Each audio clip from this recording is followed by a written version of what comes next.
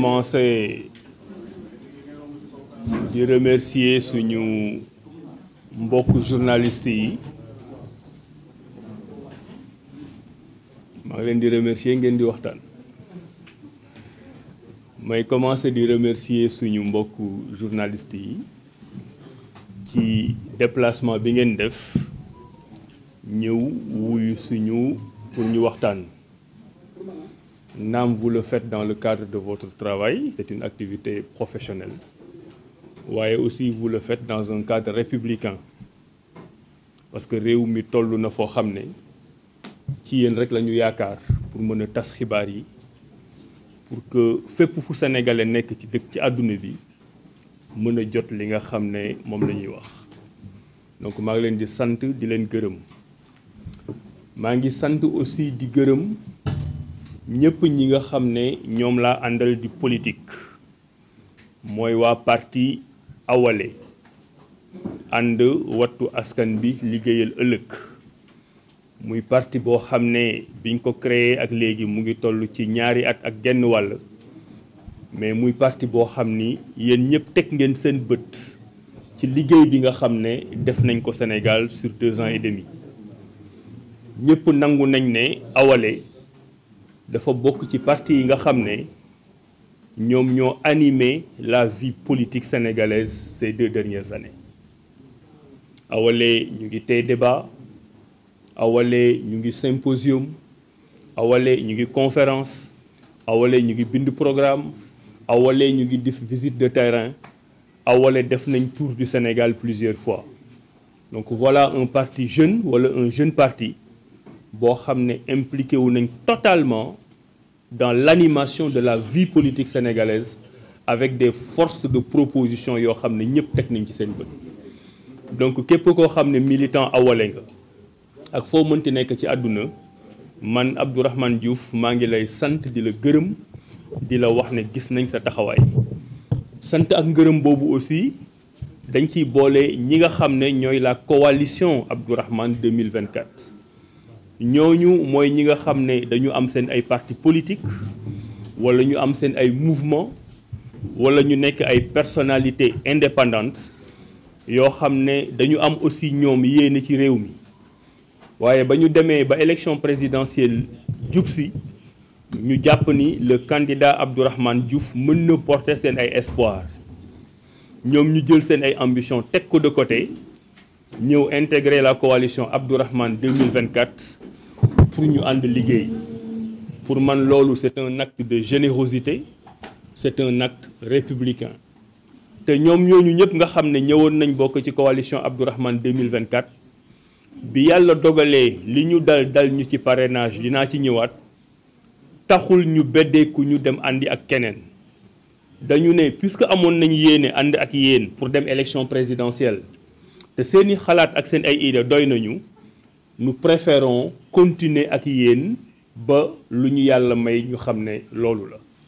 donc képp koo xam ne membre nga wala sympathisant de la coalition Abdourahmane 2024 ñu ngi lay sant di la gërëm di gërëm nag sénégalais yépp yi nga xam ne ñu ngi ñuy seetaan di ñu ndamoo di ñu bëggee di ñu encourager ci politique bi nga xam ne moom la ñuy def. di sant suñuy waajur di sant képp koo xam ne mbokk nga parce que politique dafa bari ax yow boo ci nekkee personnellement mën nga jël ay coups mën nga comprendre nit ñi fi ñuy waxee mais ñi nga xam ne dañu lay jege des fois dinañu jël coups yoo xam ne ñoom moomuñu ko woon et ils étaient pas préparés à ça. moo tax man képp kuy sama militant képp kuy sama sympathisant dama lay ñaax toujours nga gën a ñàkk sa bopp ba li nga xam ne day metti ci jóge politique bi ñëw ci yow nga encaissé ko te doo xonet doo mer doo am lu la naqari. parce que pour ñun politique affaire de gentleman la Awalé noonu lay doxale coalition Abdourahmane Diouf noonu lay doxale Abdourahmane Diouf ci boppam en tant que candidat noonu lay doxale man nag maa ngi dugg politique le 15 septembre 2011 le 15 septembre 2011 tey ñu ngi au mois de mars 2024 xam ngeen ne mu ngi bëgg a yàgg. lu tax ma leen di fàttali ni ma duggee politique parce que dafa am loo xam ne moo ma ci dugal te fas yéenew ma fii ba may génn politique yoon boobu nga xam ne moom laa tegal sama bopp ma teggi ko. dama jàng fa ma war a jànge ñu yar ma fañ ma war a yare ma góorgóorlu ba am parcours boo xam ne mën naa ci jariñ sama bopp jariñ ci keneen mais ma yàgg gis yàgg seetlu ne ak loo mënti am xam-xam ak feneen foo mënti nekk di liggéey di fa am sa ay teraanga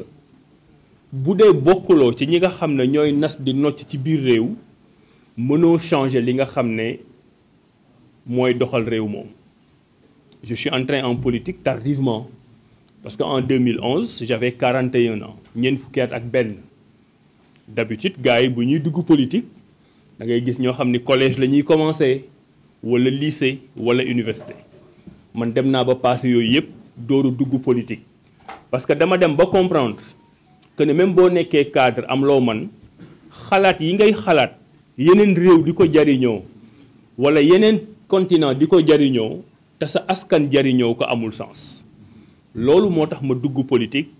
à la veille de l'élection présidentielle de 2012 ñëw nag choisir candidat ne man bu ma ñëwee ci politique dama bëgg a def différence. ni ma bëgg a defee différence ci politique mooy li ñuy wax force de proposition man dama gëm ne politique bi du xiiroo ak ŋaayoo dama gëm ne politique bi du xaxar mais dama gëm ne politique bi action la mais action balaa nga koy def pour mu amal njariñ sa réew il faut nga xalaat ko donc la réflexion précède l'action moo tax xalaat si bind partager sa ay idée ba sa askan xam ko pour man dafa am solo ci politique te bi ma duggee politique noonu en 2011 pour l'élection présidentielle de 2012 dama nekkoon le porte-parole d'un candidat boo xam ne taxawal naa ko liggéey ba nga xam ne moom la ma santoon def naa ci la ma man na ma ko defee nag peut-être ci laa doon defee différence parce que bu boobaa livre bu nekk lire naa ko dugg naa ci dëkk bi xam lan mooy problème mu askan bi jéem ci andi ay solution di ko proposer sénégalais yi ci ay débat ci ay waxtaan man gëm naa ni sans fëgg dënn bokk nañ ci ñi nga xam ne débat économique ak débat contradictoire sur le plan économique bokk nañ ci ñi nga xam ne ñoo ko gën a ñangal ci Sénégal durant la campagne présidentielle de 2012 bien que nag 2012 bu dee yéen a ngi fàttaliku contexte bi yombul woon parce que ci le président Abdoulaye Wade doon bëgg a def 3e mandat ñun ñu taxaw par principe di ko xeex di ko bañ ba nga xam ni defuñu sax campagne électorale nañ ko waroon defee waaye ñun jëloon nañ suñu ay matuwaay ba lépp loo xam ne mooy proposition sur le plan institutionnel proposition sur le plan économique proposition sur le plan des réformes sociales taxawoon nañ ko ba imposer débat boobu au niveau national ba ñu bëri ñëw fekk ñu ci loolu ñi nga xam ne ñooy bind taarixu Sénégal fekke nañ ko te mën nañ ñu ko seddeel bañ koy def xamuñu woon ndëgam dañ ciy gagné wala duñ ci gagné mais jàppoon nañ ne dëkk boo xam ne dafa bëgg avancer il faut nga dugal xam-xam dans le jeu politique il faut nga dugal gentleman dans le jeu politique il faut nga def ay propositions dans le jeu politique moo tax bu ñu toogee ba des années après ma gis sénégalais yi fu nekk la ñuy toog di laaj programme homme politique booy wax ak ñoom boo leen waxul programme duñ la déglu dama ciy am satisfaction parce que dama naan foofu laa bëggoon sama askan yëgsi te bu fa sama askan yëgsee lu mu tuuti am naa ci part de responsabilité ba ñu génnee élection présidentielle boobu ñu jàppale woon ñun président Macky Sall au 2e tour ma bokkoon ci ñu ko jàppale j'aime à rappeler que man ci ñi fal Macky Sall en 2012 laa bokk te awma ci rëccu parce que bañ ca tolloo contexte boobu loolu la laajoon 2e tour 2012 amul plateau bu ma deful ci Sénégal pour défendre le programme du président Macky Sall pour wax ni président Abdoulaye Wade bi nga xam ne moo fi nekk di wut 3e mandat légitimé wul pour am 3e mandat nañu ànd ñun ñëpp ñu jàppale président Macky Sall au 2e tour bien que président Macky Sall du woon suñu premier choix loolu dama koy fàttali parce que day am relation ak li nga xam ne moo nekk di xew 2024 te nga xam ne dinaa ci ñëw parce que loolu lu muy wane souvent mooy générosité maanaam yow am nga loo bëggal sa bopp am nga loo bëggal sa candidat mais am na foo xam ne bu fa situation réew mi tolloo da ngay mën a fàtte sa bopp pour travailler pour l'intérêt général loolu la ñu defoon en 2012 moom la ñu defaat en 2024 bu soobee yàlla dinaa ci ñëwaat ba ñu jàppalee nag président Macky Sall en 2012 mu nekk président de la République du Sénégal yàlla dogal na ma ànd ak moom ci cheminement politique liggéey parce que ba ñu demee 2012 dañu créer coalition bu tudd Benno Bokk Yaakaar coalition boobu man ca laa bokkoon ca ña koy créer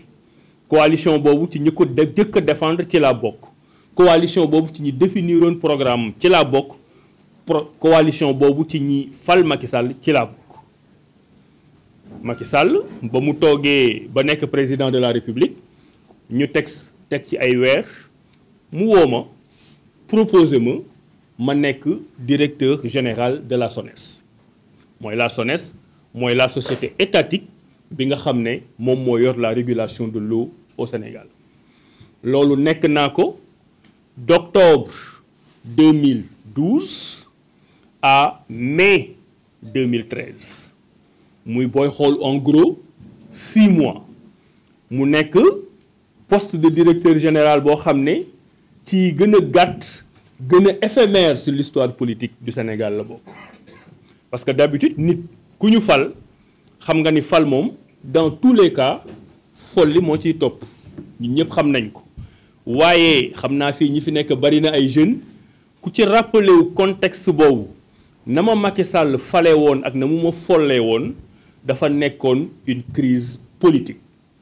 may fàttaliku d'ailleurs ne ministre bu nekk dindi nañ ko fii coow amul directeur général bu nekk dindi nañ ko fii coow amul mais jour 3 avril 2013 boobu ma Macky Sall dindee à la direction générale de la SONES jour boobu rajo yëpp dañu def breaking news def seen musique yu neex yooyu ne Macky Sall dindi na Abdourahmane Diouf de la direction générale de la SONES parce que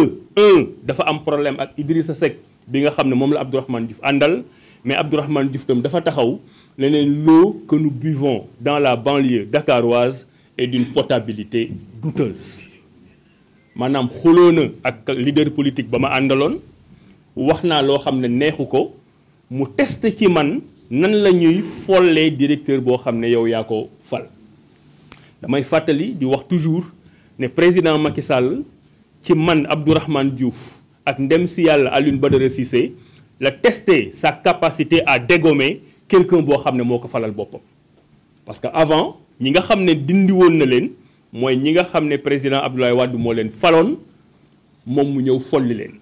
waaye folli ci Macky Sall ci Abdourahmane Diouf la commencé ak ndem si yàlla Alioune Badara Cissé ma koy ñaanal fa mu tëdd gënal ko fi nga xam ne fi la jóge donc def naa parenthèse u Benno Bokk Yaakaar pendant 6 mois en étant directeur général de la SONES damay rappeler loolu parce que principe moo ma fa jële woon gëm ni bu ñu la defee directeur général SONES da nga war a liggéey pour la qualité de l'eau ma wax ko assumer aussi les positions yi nga xam ne sama leader à l'époque Idrissa Seck moom la jëloon je vous rappelle ça pour vous dire que man lépp lu may def dama ci am constance dama ci am cohérence nekkuma ci ay enjeux politiques à l'époque li gënoon yomb c'était de dire man kat am na ñu ma nekk ndoowaloon ci biir gouvernement bi ñu bokk même parti crise am na ñooñu ils ont décidé de rester dans le gouvernement amoon naa des possibilités de rester dans le gouvernement proposé woon nañ ma rester dans le gouvernement pour war ki nga xam ne moom laa àndaloon à l'époque ma ni loolu du ci am man dugguma politique pour wut lu ma amal sama bopp dama dugg politique pour liggéeyal sama réew mais surtout dama dugg politique parce que dama am ay valeurs yoo xam ne moom laay défendre valeurs yooyu même bu ma ciy wéet jàpp naa ne wéet boobu du gàcc wutuma ci oto wutuma ci carburant wutuma ci kër ñu bari ñu ngi fàttaliku épisode boobu en 2013 ñu bari à l'époque dañu jàppoon ne dama bokk ñi ñuy fal président Macky Sall naa toog ànd ak moom liggéey parce que xuloo na fekk ñu bari jëliwaat leen liggéey ils m'en ont donné l'opportunité cette opportunité je l'ai refusée parce que je suis un homme de principe je suis un homme de constance je suis un homme de concordance mais lu may def dama ciy jéem a am fulla am fayda jéem a jël sama intérêt réew teg ko ci les 555 556 communes du Sénégal donc dem naa ci waa Rufisque Est waxuma sax waa Rufisque mais waa Rufisque Est ne leen yëkkati naa sama loxo pour nekk seen maire mais bu dindee loolu nga xam ne pour benn commune la woon li may yàgg ci politique bi yépp Sénégal législative 2022 laa mas a yëkkati sama loxo ne leen man Abdourahmane Diouf bëgg naa nekk député maa ngi bokk ci coalition bu tudd Aar Sénégal votel leen mu pour ma défendre leen seen ay intérêts et ça c'est important de le rappeler lu tax parce que man sama politique dafa am générosité sama politique dafa amee may cër ci parti ba ma nekkoon muy réew mi élection 2012 législative fekk na ma fa kenn gisul sama tur ci liste yi élection 2017 fekkaat ma fa kenn gisul sama tur ci liste yi te pourtant nag ci kàngaamu parti boobu laa bokkoon te puisque nekkuma woon candidat élection présidentielle waroon naa mën a wut li ñëpp di wut nekk sur une liste mais waxuma sax ne dama nekkoon ci liste faluñu ma dama masul nekk ci liste loolu nag kuy maye cër ci politique moo koy def c'est très important yooyu nit ñi sénégalais di ko fàttaliku maanaam li ñëpp di wut naam pour liggéeyal seen réew c'est légitime mais ñu bëri itam ñu ngi koy wut pour seen ndomb tànku bopp parce que dañu jàpp ne boo nekkee kàngamu politique dafa war a am loo war a téye te loolu nga war a téye député daf ci bokk man def naa 2 élections législatives yoo xam ni sama tur nekkul sax ci liste député donc def naa plus de 10 ans de vie politique mësuma nekk candidat député mësuma nekk candidat élection présidentielle loolu lu muy wane mooy ne kii liggéeyul boppam parce que bu ma doon liggéeyal sama bopp xam naa yan yoon lay jaar pour am privilège yi nga xam ne moom la nit ñi di am mais li muy wane aussi mooy ku nangoo maye cër laa te nangoo maye cër nag tekkul ne da nga xamul lan ngay tekkil sa bopp moi je sais ce que je vaux mais dama jàpp ne bu ñuy xëccoo réew le je et le moi ne doit pas être privilégié loolu moo tax d'ailleurs élection législative boobu ma leen di wax bu ma ci demee samay militants ak ku dul samay militants ay sympathisants ak képp kuy observateur de la vie politique au Sénégal nee nga ni pourquoi Abdourahmane Diouf bokk Aar Sénégal te Aar Sénégal boobu mu bokk nekkul tête de liste bi ma leen di wax ne ñàkk nekk tête de liste Aar Sénégal boobu amuma ci dara lu ma ciy réccu parce que dama ko séqaloon ak ay góor ñi nekkoon 5e 7e 9e 10e ci liste bi ay góor la yoo xam ne ëpp lu ma leen dara ñu may ma ñoom ma jiitu leen nañu amee générosité ak may cër may ma pour man ma jiitu leen noonu laa amee générosité ak cër may keneen moom mu jiitu ma yàlla dogal li mu dogal ñu am ci benn député nekkuma ci député amuma nag dara lu ma ciy regretter mais li ma ciy wane mooy ne ku nangoo maye cër ci politique laa bu ma nekkee ci politique xooluma samay intérêt bopp intérêt Sénégal laay xool ba élection présidentielle 2019 nag jeexee ma poser un acte de principe boo xam ne itam dama ko bëgg a rappeler Sénégalais yi à l'époque 5 candidats moo am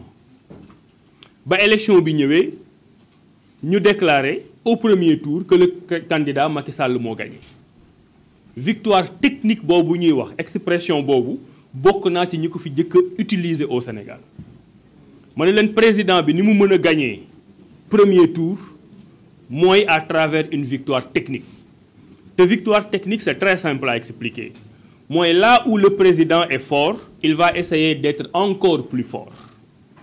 maanaam boo demee Fuuta nga dem Podor nga dem Matam nga xam ne xam na ni am na fa doole dafay fexe doole jooju yokku fa ci ay moyens yoo xam ni moom moo ko xam fu mu waroon am 10 mu am fa 15 fu mu waroon am 15 mu am fa 20 waaw bu yokkulee foofu mu war a yokkule parce que il est fort mu fexe ses adversaires là où ils sont forts mu affaiblir leen fu mel ni Touba mu xam ne da koy ñàkk mu saboter élection yi foofu pour ku fa waroon am 10 nga am fa 5 yooyu yëpp boo ko boolee mën na la jox pourcentage boo xam ne dafay tax nga am victoire technique mais loolu xewoon jour boobu ba ma dénoncé ko au niveau de la RTS en direct dafa am ay jeexital yu mu am ci élection boobu parce que élection 2019 bi mu jeexee candidat yi nga xam ne ñoom ñoo pertoon dañu def conférence de presse ne ñoom waxuñu benn xale mu wàcc ci mbedd bi di contester ma ànd ci ak ñoom soutenir ko mais loolu moom la ñuy woowee un recours populaire mais en même temps ñu dolli ci ne ñoom soxlawul sax ñuy dem conseil constitutionnel maanaam mbirum waxu conseil constitutionnel yàgg na fi soxlawul sax ñuy dem conseil constitutionnel boo fa demee tu fais ce qu'on appelle un recours judiciaire donc boo pertee élection dans le contexte de 2019 dans ces circonstances yoo xam ne da nga jàpp ne dañ la sàcc ci élection soit da ngay def recours populaire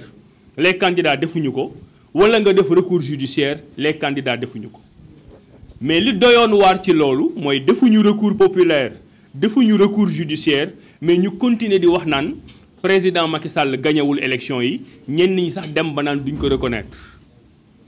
en homme de principe et le juriste aussi que je suis j'étais porte-parole d'un candidat ci laa dem télé en direct sénégalais di ma seetaan j'ai fait ma déclaration ne leen man Abdourahmane Diouf porte-parole du candidat Idrissa Seck et juriste par ailleurs jàpp naa ne candidat yi bu ñu deful recours populaire defuñu recours judiciaire et que conseil constitutionnel wax na man damay tënku ji li conseil constitutionnel wax je reconnais la victoire du président Macky Sall li ma leen di wax nii on est le 8-9 mars 2019 je le rappelle parce que contexte boobu dafa ñëwaat en 2024 donc man ba ñu ma gagné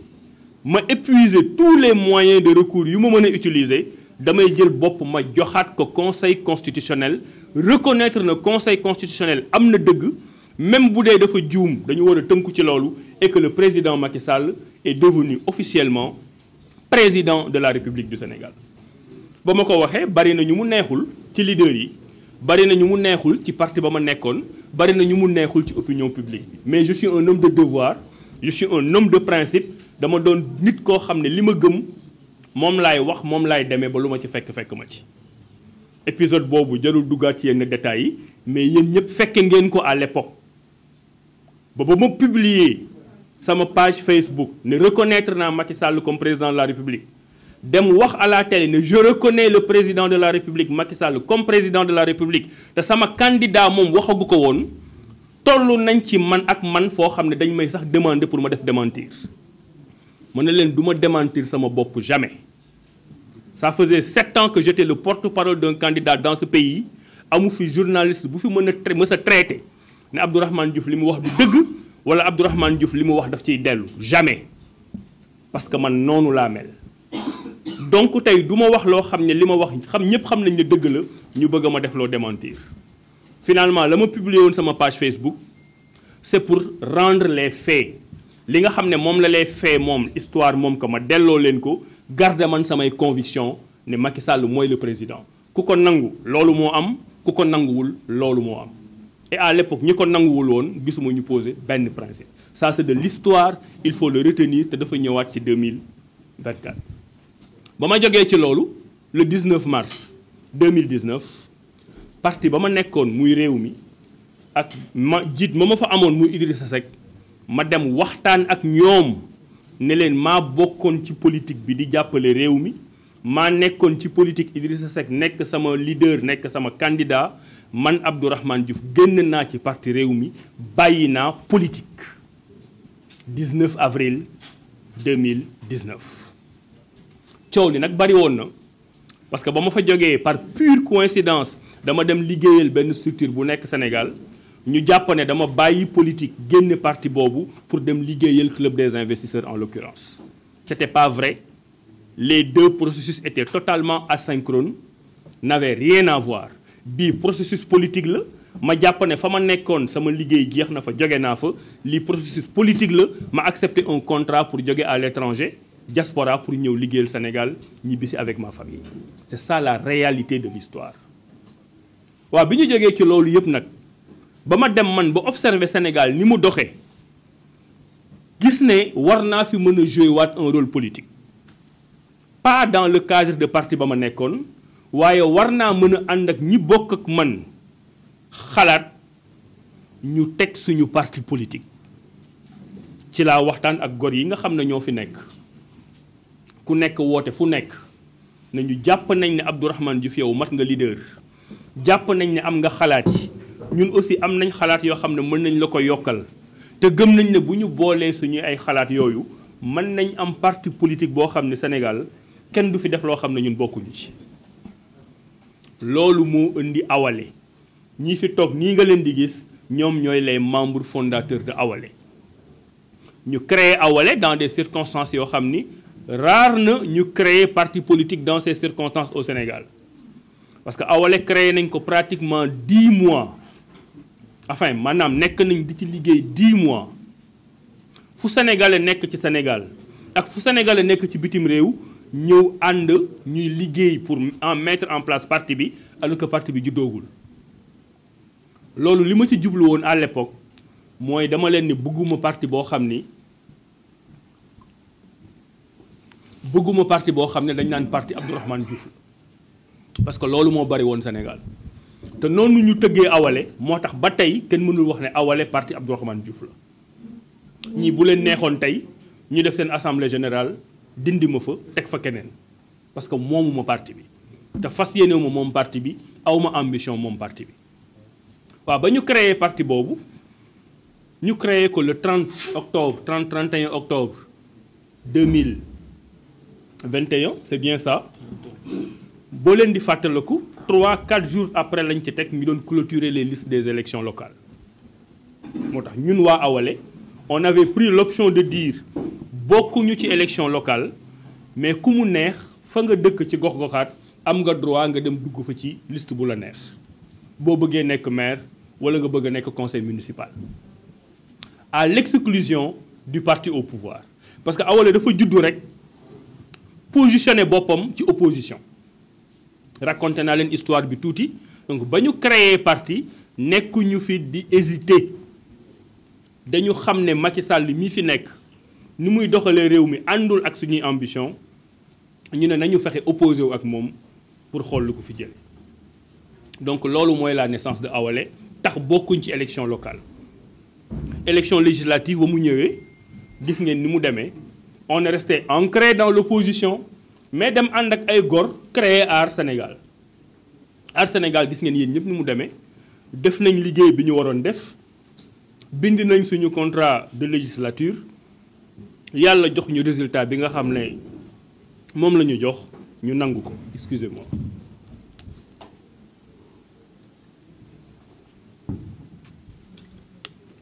yàlla jox ñu résultat bi nga xam ne moom la ñu jox ñu nangu ko waaye nag nekkul woon une fin résultat bi metti woon na mais góor ñi nga xam ne ñoo nekk biir Awalé taxul ñu découragé taxul ñu bàyyi dañu continuer xeex ñu waxtaan ak waa Aar Sénégal je vous raconte tout ça pour ngeen xam ñun suñu jaar-jaar waa Aar Sénégal après teel naa fa génne élection législative yi 31 juillet la résultat yi génne mois d'août au mois d'avril déjà j'étais sorti de Aar Sénégal entre autres raisons parce que neewoon naa leen woon résultat législatif yi génn nañ ci résultat yi baaxul comme ni ñu ko doon espérer waaye war nañoo mën a projeté wu ci élection présidentielle ma ne leen fulla bi ñu am pour toog réfléchir ba ne diw mooy tête de liste diw moo ciy topp diw toppaat ci nañu anticiper am pragmatisme boobu toog ne Aar Sénégal dafa war a dem élection présidentielle diw mooy suñu candidat bi ma posé débat boobu au niveau de Aar Sénégal aw ma ci tontu ba ma proposé ay date aw ma ci tontu donc ci ñàkk tontu yooyu ci laa comprendre ne Aar Sénégal na mu doxale woon pour dem élection député fas yéenewul doxale noonu pour dem élection présidentielle néew ma nag man maa waroon nekk candidat Aar Sénégal mais nee naa leen nañu jël anticiper toog teel a wax kan mooy doon le candidat de Aar Sénégal comme ça liggéey ba ñu liggéeyoon ci élection législative ñu bañ ko perte ba ma amul ay tontu ci wax yooyu laa jël sama ay responsabilité def sama déclaration génne Aar Sénégal déclarer sama candidature à l'élection présidentielle le 29 octobre 2022 le Abdourahmane Diouf à Rufisque dans un quartier qui s'appelle Thiawlène fa laa dem def sama déclaration à l'élection présidentielle 15 mois avant la tenue de l'élection et presque un des premiers candidats à avoir fait sa déclaration donc du lu ñu anticiper def déclaration boobu je l'ai transformé en livre, le livre est disponible ñu ci bari ci yéen am ngeen ko. Donc suñu candidature à l'élection présidentielle nekkul loo xam ne dañ ko improviser dañu ko liggéey te wax naa leen def naa élection présidentielle 2012 def naa élection présidentielle 2019 donc xam naa ni ñuy organiser élection présidentielle xam naa ni ñuy nekkee candidat élection présidentielle te ñi ma àndaloon ci parti Awalé xam nañ ko ñu teel a jël suñu ay matuwaay ne peut-être suñu tur parti amagul yenn tur yi peut-être mësuñu dem élection xamuñu nit ñu war a xamee mais xam nañu yoon bi nga xam ne moom la ñu war a jaar pour nekk candidat à l'élection présidentielle et éventuellement être élu. Donc amul dara lu ñu improviser ñun suñu parcours présidentiel. Parrainage anticipé nañ ko bu yàgg à travers un projet qu'on appelait Jàmbaaru Aas parce que xamoon nañ ni boo defee sa projet def say Jàmbaaru Aas def sa ay fiches déterminant bi rek nga dul am. Et puisqu'à Awalé ils sont très organisés et très rigoureux ba ñuy commencé Jàmbaaru Aas commencé gu ñu wax sax mbirum parrainage moo tax ba ñu tolloo ci parrainage contrairement à ñenn ñi di ruube li ñu doon wax ñun mësuñu am problème mu parrainage. dafa fekk ni ñun des fois li ma leen di wax ñun dañuy privilégier le débat d'idées te nit ñi duñu ci fekk ci malheureusement ba may taxaw di def déclaration di wax ci mbirum parrainage lii fi xew nii yëpp wax naa ko ci délégation boobu déclaration boobu jour boobu dem leen ngeen dégluwaat ko tous les problèmes yi am ci parrainage wax naa ko jour boobu mais ce que les gens ont retenu mooy Abdourahmane Diouf wàcc na ci terrain bi dafa dëgër dafa am problème mu parrainage et ça pose le problème du débat d'idées au Sénégal malheureusement très bien ça pose le problème du débat d'idées maanaam boo waxee au lieu que ñu jéem a xool fond wu li nga wax comprendre ko waxtaan. Et merci à nos amis journalistes je vous remercie infiniment d'être venus répondre à notre invitation qui est une invitation de la coalition Abdourahmane 2024. Vous connaissez un peu la trajectoire de notre candidature. Je suis le président du parti Awalé. La coalition Abdourahmane 2024 m'a investi pour être candidat à l'élection présidentielle. Nous avons préparé cette élection très sérieusement, depuis de longs mois. Et nous faisons partie des premiers candidats à avoir déclaré notre candidature au mois d'octobre 2022 et 15 mois avant la tenue de l'élection présidentielle. Nous avions anticipé en termes de logistique, en termes d'organisation, en termes de programme, en termes de plaidoyer et en termes de parrainage pour remplir les 9 conditions qui nous auraient permis d'être candidats pour l'élection 2024.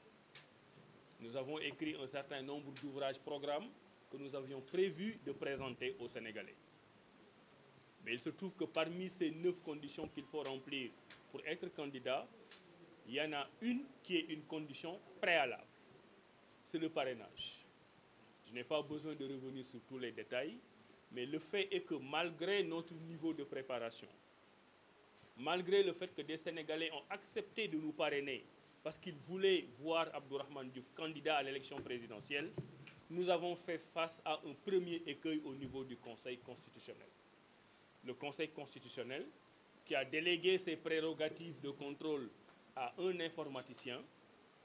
ils ont fait d'un informaticien un juriste et les juristes qu'ils sont ont voulu être des informaticiens. Le résultat, c'est qu'on a eu un système de contrôle des parrainages catastrophique. Nous en avons été victimes.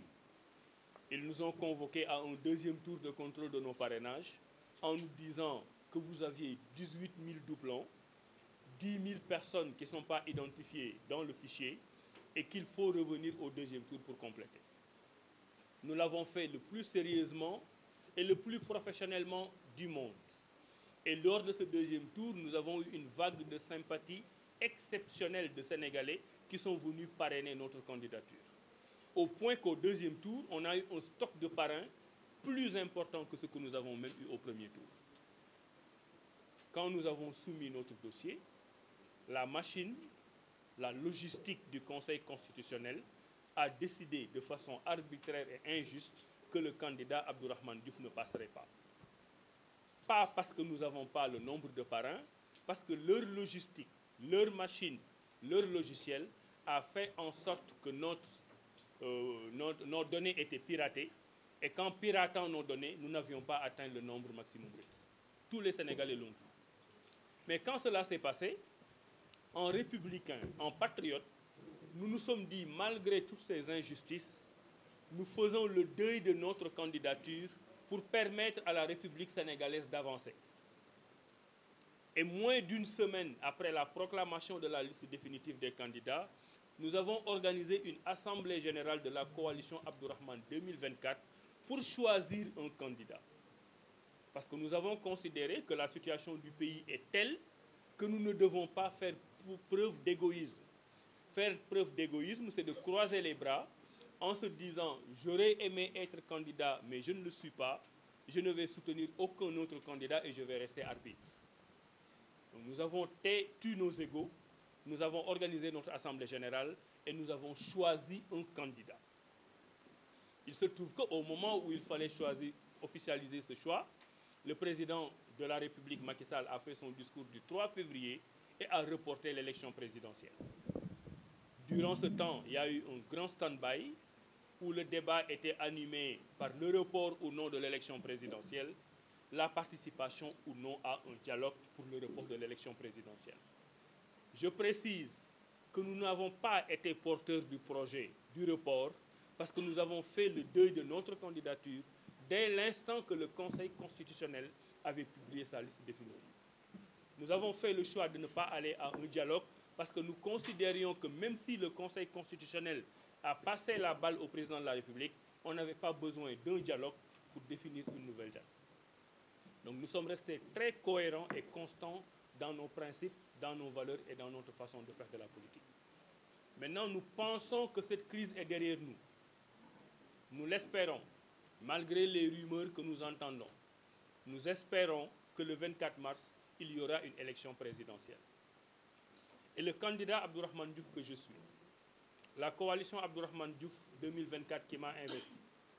le parti Awalé et nos sympathisants ont décidé que nous allons soutenir le candidat Bassirou Diomaye Faye. Ils ont décidé que nous allons intégrer la coalition Diomaye président. Cela s'explique aisément pour deux raisons au moins. La première raison, c'est que de par notre trajectoire, nous considérons depuis le 11 septembre 2013 que le président Macky Sall n'a pas pris la bonne direction, qu'il ne menait pas la barque Sénégal au bon port. Et c'est depuis cette date, donc plus de 10 ans, que nous avons décidé d'être dans l'opposition, de nous ancrer dans l'opposition, de le combattre avec des moyens légaux et pacifiques et de faire en sorte qu'il y ait une alternance au Sénégal. C'est notre combat depuis plus de 10 ans. Nous sommes en face du régime de Macky Sall. C'est pour ça que même après l'intermède de notre départ de la vie politique, quand nous sommes revenus avec le parti Awalé, nous avons manifesté encore notre ancrage dans l'opposition. Donc le premier critère de notre choix, c'était de choisir quelqu'un qui est dans l'opposition et qui essaie de changer le système. La deuxième raison, c'est qu'à Awalé, nous avons travaillé sur un programme. Nous avons beaucoup investi dans la proposition d'idées. Nous avons théorisé ce que nous appelons le consortium d'intérêts d'une part, un groupement de personnes et d'hommes politiques qui ne pensent qu'à leurs privilèges, et d'autre part, ce que nous appelons la génération d'idées, qui est une génération extrêmement brillante, afro-souverainiste,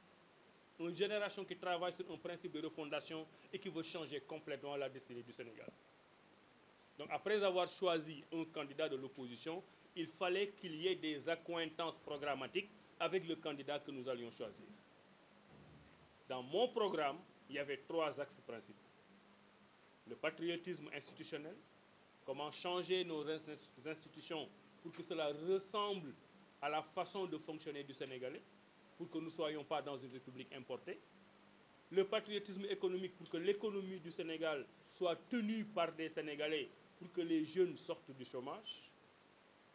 pour qu'il y ait moins d'immigration clandestine, pour que nous soyons un pays souverain économiquement, et enfin, le patriotisme social et solidaire. Il se trouve que dans tous ces actes, y compris ce que nous appelons les angles morts,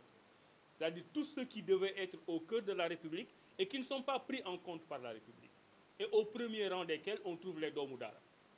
Il y a un parti qui s'appelle PASTEF, une coalition qui s'appelle Diomaye Président, un programme que nous avons en commun. Les gens de Awalé et de la coalition Abdourahmane n'auront aucune difficulté à défendre le programme de Diomaye Président parce qu'il y a énormément de similitudes. Donc ces deux raisons cumulées ont fait que nous avons décidé de choisir cette coalition et de soutenir le candidat Diomaye Faye. Maintenant, je précise que nous l'avons fait sous aucune condition. Nous n'avons fait aucune transaction. Nous n'avons procédé à aucune négociation. Nous sommes venus les rejoindre parce que nous considérons que le projet dont ils sont porteurs peut amener au développement du Sénégal. Nous sommes venus les soutenir parce que nous considérons que le profil de Diomaye, inspecteur des impôts et domaines par ailleurs, est un bon profil qui peut nous permettre de propulser le Sénégal vers le développement. Donc nous n'avons pas négocié de ministère, pas de direction générale, pas de mairie, pas de député, rien du tout. Nous voulons maintenant être des actionnaires majoritaires, en tout cas des actionnaires extrêmement importants dans la victoire de Bassirou Diomaye Faye. Et c'est le message que je lance à toute la coalition Abdourahmane 2024. Que vous soyez dans une grande ville ou dans une petite ville, que vous soyez en ville ou au village, dans les plus petites communes, jusqu'au plus petit village, dans la diaspora, si vous pensez qu'à un moment donné, Abdourahmane Diouf aurait pu être un bon président, allez adhérer dans ces comités électoraux. Apportez vos moyens financiers, apportez votre expertise, apportez votre enthousiasme, apportez votre intelligence pour que, ensemble, nous ayons vers une alternance qui soit dirigée par le président Diomaye Faye. Et je termine. Tout le monde doit mettre les égos de côté. Ousmane Sonko est le président du parti PASTEF. Il n'a pas pu être candidat. Il a fait en sorte que quelqu'un qui travaillait sous sa responsabilité soit candidat. Cela veut dire qu'il a accepté que l'un de ses poulains puisse être président à ses côtés. S'il a pu, lui, faire ce sacrifice, nous aussi, qui avions une ambition présidentielle, devons pouvoir mettre nos égos de côté pour travailler pour Bassirou Diomaye Faye, pour l'intérêt du Sénégal. Donc voilà le message que nous voulions délivrer. Encore une fois, nous serons dans cette coalition, nous allons y travailler, nous serons partout au Sénégal, nous serons partout sur les plateaux de télé pour que le Sénégal sorte de ces difficultés économiques liées à la crise politique, pour que les élections dans 1 mois et demi soient derrière nous, pour qu'on ait un nouveau président, jeune, intelligent, qui puisse nous mener vers le développement avec l'aide de toutes les forces.